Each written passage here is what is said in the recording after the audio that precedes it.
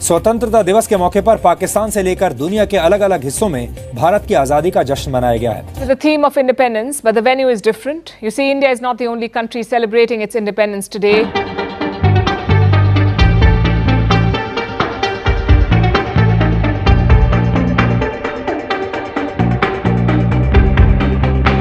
Sweden हो, Australia हो, Russia हो, इसराइल हो, यूएई हो, हर जगह जो है इंडिया के जश्न आज़ादी को बड़े पुरजोश तरीके से मनाया गया। तो इसलिए बहरहाल इम्पोर्टेंट बात यह है कि हिंदुस्तान भी आज़ाद हुआ और पाकिस्तान भी आज़ाद हुआ, और ये बहुत बड़ी नेमत है। It's a great blessing of God कि जी आपको you can live in a free country. 15 अगस्त है, 78 साल भारत को हो गए, 78 साल पाकिस्तान को हो गए हैं। तरक्की के लिहाज से क्या पाकिस्तान भारत को टक्कर दे रहा है? देखिए जी, भारत एक बहुत बड़ा मुल्क है।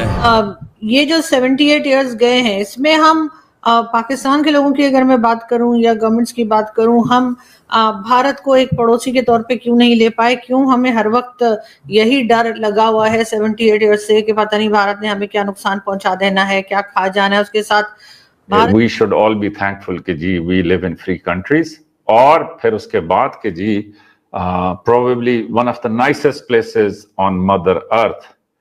तो ये भी फिर एक इंटरेस्टिंग डिबेट है कि जी घर पूरी कायनात में सिर्फ मदर अर्थ ही है। है उनको क्या कहना चाहते हैं उनके यौम आज़ादी पर? क्योंकि वो सारे तो डेफिनेटली विश करते हैं पाकिस्तान को भी इसकी यौम आज़ादी।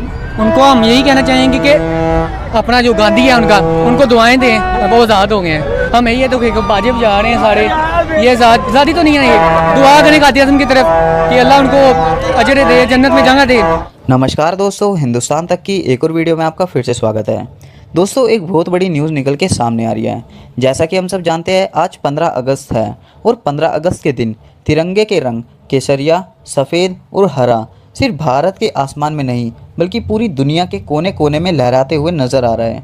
15 अगस्त सिर्फ एक तिथि नहीं, एक कहानी है। एक कहानी जो 1947 की सुबह से शुरू होती है, जब अंधेरों के बीच एक नई रोशनी का जन्म हुआ था। एक रोशनी जो लाखों के खून, आंसू और कुर्बानियों से जल उठी थी। आज न्यू दिल्ली के लाल किला से लेकर न्यूयॉर्क के टाइम्स स्क्वायर तक, लंदन के ट्रैफलगर स्क्वायर से लेकर दुबई के बुर्ज खलीफा तक हर जगह एक ही गीत गूंजता हुआ नजर आ रहा है, जन गण मन, जो कि भारत का राष्ट्रगान है। एम्बेसीज में तिरंगा आकाश को छू लेता है और भारत माता की जय का नारा हवाओं को चीर देता है। शहरों के आइकॉनिक बिल्डिंग्स ट्राई कलर की रोशनी में चमक उठते हैं। स्टैचू ऑफ लिबर्टी से आईफिल टावर तक, सिडनी ओपेरा हाउस से टोक्यो टावर तक, दुनिया के मंच पर भारत अपने रंग बिखेर देता है। ये सिर्फ एक सेलिब्रेशन नहीं, ये एक संदेश है कि भारत कहीं भी हो, अपनी मिट्टी का प्यार कभी कम नहीं होने देता। जो कहीं भी हो, अपना तिरंगा दिल में लेके चलता है। जैसे कि इंडियन डायस्पोरा, जो भारत के सभी त्यौहार फॉरेन में अच्छे से सेलिब्रेट करते हैं और भारत की संस्कृति को जिंदा रखते हैं। भारत का इंडिपेंडेंस है, उनके लिए क्या कोई मैसेज?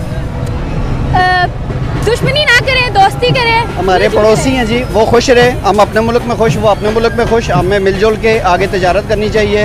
हमें ये बाकी जो हम अपना डिफेंस पे वो लगाते हैं, अच्छा बजट हमें भी लगाना पड़ता है, एक दूसरे को देखा देखी। तो हमें चाहिए ये कि हम कश्मीर पे बैठ के बात करें, कश्मीर को एक अलग रियासत बना दें। पाकिस्तान भी ये इस पर बैठ जाए और इंडिया भी बैठ जाए, कश्मीर को अलग करें। जो हम डिफेंस पे पैसा खर्च कर रहे हैं, वो हम डिफेंस पे खर्च करने के बजाय वो हम तजारत करें बाद में कश्मीर पे। तो उस तरह दोनों मुल्कों का फ़ायदा है, बजाय ये कि लोग भी हमारे मर रहे हैं, मुल्क भी हमारे तरक्की नहीं कर रहे। जैसे डोनाल्ड ट्रंप आया है, अब इंडिया को वो आंखें दिखा रहा है, नीचे कर रही है, उनकी इकॉनमी डाउन कर रहा है। तो अगर हम दोनों मुल्क आपस में ठीक रहेंगे ना, तो कोई तीसरा आके मारेगा नहीं, हमें छेड़ेगा नहीं। तो हमें दोनों को बैठ के अपने मामला हल कर लेने चाहिए। आपने एक बात की कि डोनाल्ड ट्रंप जैसे भारत को आंखें दिखा रहा है, तो भारत तो फिर भी खड़ा रहा है। मोदी ने कहा बाढ़ में जो मैं रशिया से क्रूड ऑयल भी खरीदूंगा और सारा कुछ करूंगा। हमारे जैसे रशिया को छोड़ के अमेरिका से ऑयल खरीद लिया है। असल में मसला ये है, उनकी इकॉनमी अच्छी है, उनकी बहुत बड़ी मार्केट है तमाम ममालिक के लिए। चाइना भी उनके साथ खुल के जो है ना वो जंग नहीं करता। वजह यह कि उनकी इकॉनमी अच्छी है, वहाँ पे मार्केट बड़ी मार्केट है, वहाँ पे चीज़ें बिकती हैं। उस वजह से जो है ना, तो हमारा मसला ये है कि हमारी इकॉनमी छोटी, दूसरा हमारी गवर्नमेंट जो है ना स्टेबल नहीं है, गवर्नमेंट गरीब है हमारी, उस वजह से मसले मसाइल होते हैं। तो इसलिए हम आंखें दिखा सकते नहीं हैं, हमें IMF के पास जाना पड़ता है, कर्जा लेना पड़ता है। तो बहुत सारे मसले मसाइल हमारे। बिल्कुल, ये पाकिस्तानी अवाम अपनी राय बता रही है कि ठीक है, उनका भी 15 अगस्त से और तरक्की करें और आगे जाएं और कामयाबी हासिल करें। पाकिस्तान में आज जश्न आज़ादी मनाया जा रहा है। हर कोई जश्न आज़ादी को सेलिब्रेट करता हुआ दिखाई दे रहा है। हमारे साथ पाकिस्तानी यूथ मौजूद है, इनसे पूछेंगे कि जश्न आज़ादी, आप आज़ाद हैं, लोग आज़ाद हैं, कितना पाकिस्तान खुशहाल नज़र आ रहा है? यहाँ तो बाजे बजाए जा रहे हैं। और बोलो एक मिनट, ओके भाई, अच्छा क्या होता है यहाँ पे ऐसे लग रहा है जैसे पता नहीं क़यामत आ गई हो, कोई वो इस तरह खुशी वाला माहौल नहीं लग रहा। एक अच्छे से इंसान सेलिब्रेट करता है, पर इस तरह का कोई माहौल नहीं है। बस ऐसे जैसे पेंडू लोग उठ के आए और बस बाजे बजाई जा रहे हैं। हम तो बाजे भी लेकर आए हैं और हाथों में गजरे पहन के हम तो अपनी आज़ादी सेलिब्रेट कर रहे हैं।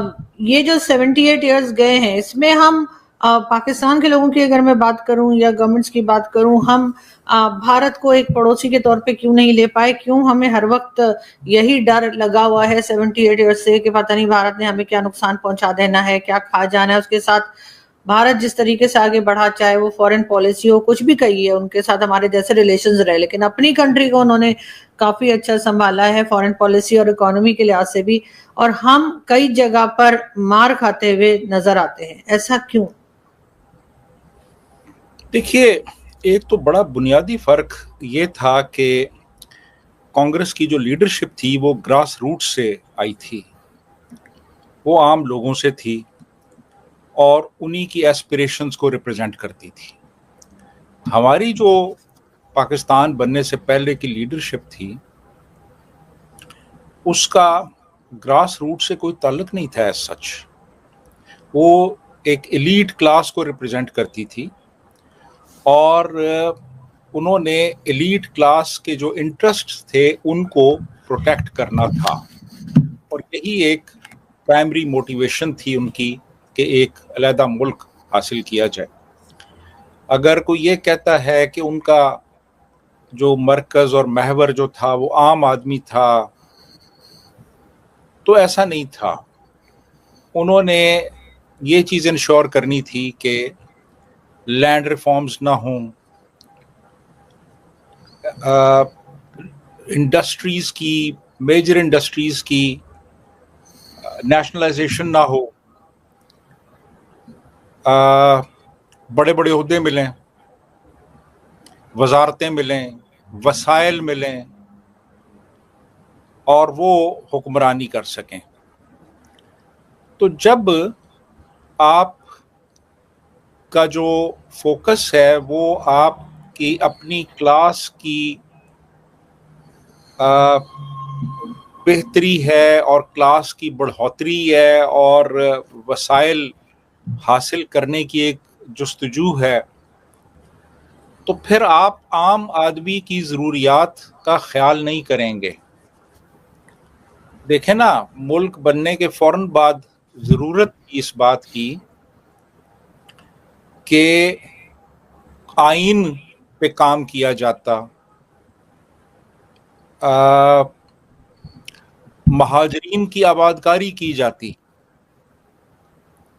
इलेक्शंस करवाए जाते, अवाम के मुंतखब नुमाइंदों को हुकूमत मुंतकिल की जाती। कुछ भी नहीं किया गया और बंदर बांट शुरू हो गई कि मैंने कौन सी वजारत लेनी है और उसने कौन सी लेनी है और उसने कौन सी लेनी है, और लड़ाई झगड़े आपस में। इवन आप जिन्ना साहब को देख लें। दोस्तों, जैसा कि हम सब जानते हैं, जो भी देश हो वहाँ पर इंडियन डायस्पोरा काफ़ी ज़्यादा मात्रा में मौजूद होता है। जो इंडियन डायस्पोरा के लोग होते हैं वो वहाँ पर इंडिपेंडेंस डे जश्न के साथ मना रहे हैं।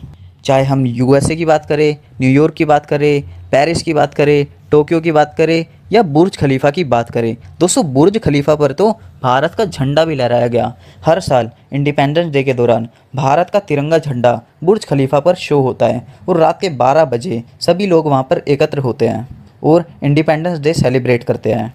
यूएसए की सड़कों पर भी रैलियाँ निकली, तिरंगा लेकर इंडियन डायस्पोरा के लोग निकल पड़े थे और इंडिपेंडेंस डे अपने तरीके से सेलिब्रेट कर रहे थे।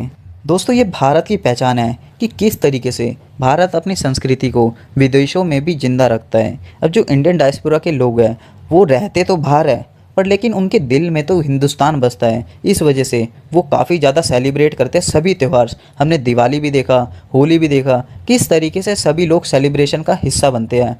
और जो इंडियन डायस्पोरा के लोग हैं वो वहाँ की जनरल पब्लिक को भी इन्फ्लुएंस कर देते हैं और सभी के साथ मिलकर ये त्यौहार सेलिब्रेट किया जाता है। दोस्तों, भारत का स्वतंत्रता दिवस किसी त्यौहार से कम नहीं है, क्योंकि कितने बलिदानों के बाद हमें ब्रिटिशर से आज़ादी मिली थी, तो इस वजह से जश्न तो बनता है।